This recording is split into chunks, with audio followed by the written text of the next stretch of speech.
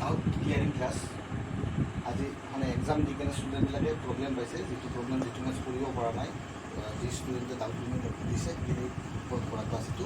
আৰু এইটো CBSE সেৱা দুয়োটা ষ্ট্ৰীমৰ কাৰণে, CBSE এণ্ড সেৱা দুয়োটা ষ্ট্ৰীমৰ কাৰণে ইম্পৰ্টেণ্ট হয়। MCQ লেভেলটো আহিব পাৰে বা 2 মাৰ্কছৰ কুৱেশ্যনটো আহিব পাৰে। MCQ লেভেলটো চালে শ্বৰ্টকাট কৰি কৰিলে হ'ল, আৰু এনে কৰিলেও 2 মাৰ্কছত আহিলেও তেনেকৈ কৰা চিষ্টেম হ'ব। এতিয়া কথাটো হ'ল কি, ইয়াতে আমাক দিয়া আছে এইটো পলিনমিয়েলছ দিয়া আছে, ax² + bx + c ফৰ্মত দিয়া আছে ইয়াত। আৰু এটা আমাক আলফা বিটা দুটা জিৰ' দুটা আমাক ওলাই ল'ব দিছে, আৰু α² + β² দিয়া মানে জিৰ' দুটাক আমি আলফা আৰু বিটা বুলি লৈ ল'ব দিছে। ঠিক আছে, তো আমি ফাৰ্ষ্ট টাইম ইয়াতে কি কৰিম, আমি এইটো কথা জানিব লাগিব যে ইয়াত এই ax² + bx + c ফৰ্মত a = কি হয় 1 হয়, b = কি হয় 5 হয়, and c = কি হয় 8 হয়। এই বস্তুখিনি আমি জানিব লাগিব। আৰু তাৰপিছত আমি জানিব লাগিব আমাৰ ফৰ্মুলা কি, sum of the zero means কি -b/a ফৰ্মুলা। আৰু -b/a means কি আমি জানো যে এইটো কি x² coefficient of x² coefficient of x and coefficient of x² মানে এইটো হৈছে আমাৰ কি -b/a। a means কি coefficient of x। তো আমাৰ ইয়াত coefficient of x² কি আছে 1 আছে, আৰু coefficient of x কি আছে আমাৰ 5 আছে। 5 কি পজিটিভ ফেক্টৰ -2। আমি sum of the zero find কৰিলোঁ, sum of the zero আমি কি পালোঁ -5। আৰু এতিয়া আমি product of the zero find কৰিলোঁ। product of the zero find কৰাৰ ফৰ্মুলাটো হ'ল product of the zero means c/a। আৰু ইয়াত a means আমি জানো 1 আৰু c means কি আছে 8। product of the zero কি হ'ব আমাৰ 8 হ'ব। ঠিক আছে, আমি sum of the zero পাই গ'লোঁ, product of the zero আমি পাই গ'লোঁ। এতিয়া আমাৰ কথাটো হ'ল আমাক ওলাব দিছে কি α² আৰু β² ওলাব দিছে। তো product of the zero পাই গ'লোঁ। আমাৰ এটা আইডেণ্টিটি আছে, আইডেণ্টিটিটো আমি জানিব লাগিব। α² + β² ভেলুটো আমাক ওলাব দিছে। তো α² + β² = 1। তো আমি এইটো নিজৰ মাইণ্ডেদি এইখিনি বনাব লাগিব। এইখিনি এক্সট্ৰা আপোনালোকে জানিব লাগিব কি যে α² + β²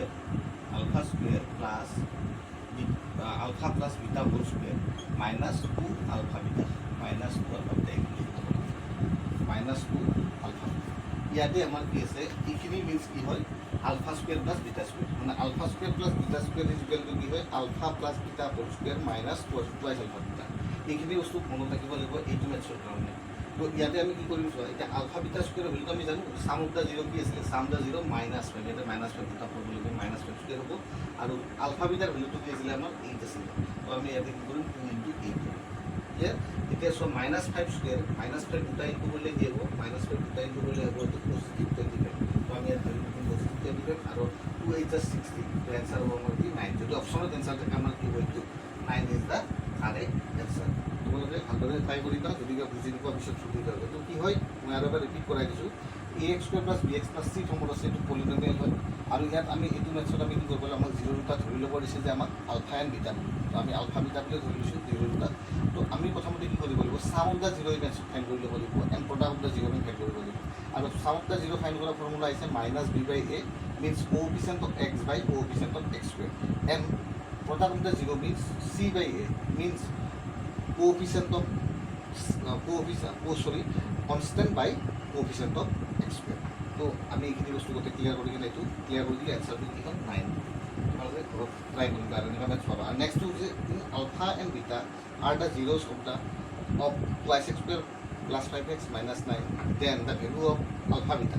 এবার আমাক কি কৰিব দিছে, প্ৰডাক্ট ভেলু ফাইণ্ড কৰিব দিছে। এইটোতো নৰ্মেল আৰু মেথছ, প্ৰডাক্ট ভেলু ফাইণ্ড কৰিব দিয়াৰ লগতে গম পালে আলফা বিটাৰ ভেলুটো ফাইণ্ড কৰিব দিছে। মানে আলফা আৰু বিটাটো ফাৰ্ষ্ট টাইম আমি কি কৰি ল'ব লাগিব, ওলাই ল'ব লাগিব ইয়াতে। তো আলফা বিটা মিনছটো আমি জানো, আলফা বিটা কি বুলি কৈছে 0 বুলি কৈছে। তো আমি আলফা বিটা প্ৰডাক্ট আলফাটো আৰু বিটাটো ভেলুটো আমি ফাইণ্ড কৰি ল'ব লাগিব। তো আলফা বিটাৰ ভেলুটো ফাইণ্ড কৰিব লাগিলে এইটো ফৰ্মুলা ইউজ কৰিব পাৰি, -b + -√b² - 4ac / 2। এইটো ভেলুৰ দ্বাৰা আমি কি কৰিব পাৰি, ফাইণ্ড কৰি ল'ব পাৰোঁ। আৰু যদি আমাক লাগে আলফা বিটা, আমি শ্বৰ্টলি কিবা চিষ্টেম আছে নেকি যে আলফা বিটা ভেলুটো ওলাব পৰা, তেতিয়াহ'লে আমাক আলফা বিটাটো আমি product of the zero বুলি ক'লে কি হ'ব আমাৰ, product of the zero বুলি ক'লে আমি ডাইৰেক্ট জানো যে c/a। product of the zero দুটাৰ প্ৰডাক্ট ভেলুটো আমি ডাইৰেক্ট জানো c/a। তো c/a ডাইৰেক্ট আমি পাই গ'লোঁ এনচাৰটো। তো c/a c কি আছে, c আছে -9 আৰু a আছে 2। তো এনচাৰ কি হ'ব -9/2। -9/2 ইজ দ্য কাৰেক্ট এনচাৰ, -9/2। এটা বেছি ভাবাৰ চিন্তা কৰিবলৈ কোনো কথা নাই। product of the zero and sum of the zero। product of the zero means কি, প্ৰডাক্ট আলফা আৰু বিটা। আলফা ইনটু বিটা তো আলফা বিটা ইনটু করে দিছে আমি আলফা আর বিটা কে লিখেছি তো আমি ডাইরেক্টলি আলফা বিটার ভ্যালুটো ওলাবলৈ আমার ফর্মুলা কি c বাই a ইয়াত c ভ্যালুটো কি -9 আৰু a এর ভ্যালুটো কি 2 তো এটা কিতাব পড়লে অ্যানসার নেক্সট টু দিছে আমাক কি if a and alpha and beta are zeros on the 5x square minus 7x plus 1 then find the value of 1 by alpha plus 1 by beta তো আমি প্রথমতে এই বস্তু জানিব লাগিব 1 by alpha plus 1 by beta means কি 1 by alpha plus 1 by beta means LCM ওলালে কি হ'ব alpha beta আৰু ওপৰত হ'ব beta plus alpha এলসিএম ওলাই কিনে দিছো তারপর আমাক কি ভ্যালু ওলাব আছে alpha ক্রিটিক্যাল করে দিছে কোশ্চেন বলে বনাই তো এলসিএম ওলাই তাৰ পিছত আমাক কি লাগে sum of the zero product of the zero sum of the zero product of the zero very important maths বহুত important maths আই যাও করে এটা তো এইটো এনেকে দিলে আমি কোনো ফর্মুলা দ্বারা ওলাব নোৱাৰো যদি মই এলসিএম দিয়ে এপ্লাই লওঁ তেতিয়ালে কি হ'ব আলফা বিটা এলসিএম হ'ব আৰু আলফা দি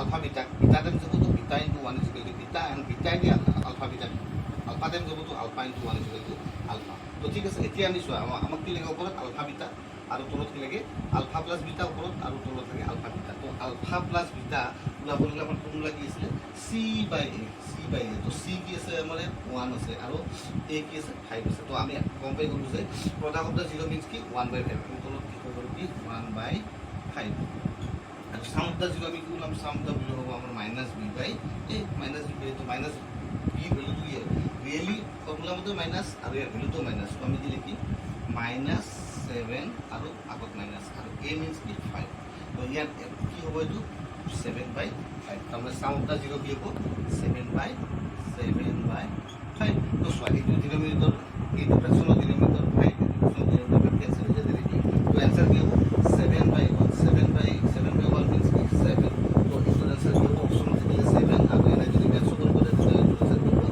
7 মেথডের কোশ্চেন তাহলে ক্রিটিক্যাল কোশ্চেন যদি লাগে মেসেজ করলে হল মই সব করাই দিম আর এটা ডাউট ক্লিয়ার ক্লাস আছিল ডাউট আছিল ক্লাস 10 মোস্ট স্টুডেন্ট বিলাকৰ আসামিজ মিডিয়াম আৰু ইংলিছ মিডিয়াম আসামিজ মিডিয়ামৰ মানে মই অসমীয়াত বনাই আছোঁ অসমীয়াত মই পঢ়াই দিম আৰু বুজোৱা ক্ষেত্ৰত অসমীয়া ইংলিছ দুটা কম্বাইন কৰি বুজাইছোঁ আৰু অসমীয়াখিনি মানে কিবা প্ৰব্লেম থাকিলে আৰু পিছত সুধি যাম